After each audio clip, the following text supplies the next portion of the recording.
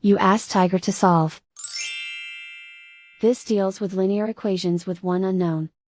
The final result is n equals -26/17. Let's solve it step by step.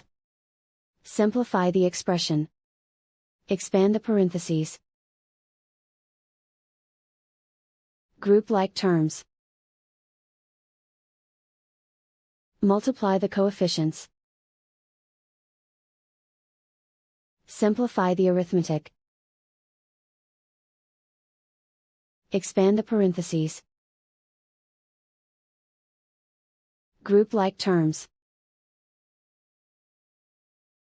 Multiply the coefficients.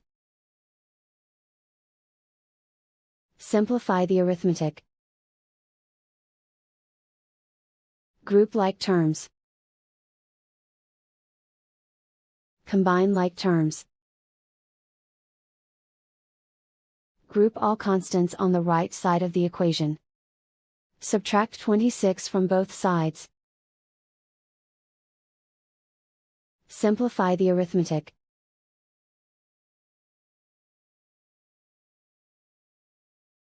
Isolate the n. Divide both sides by 17. Simplify the fraction. And so the final result is n equals -26/17.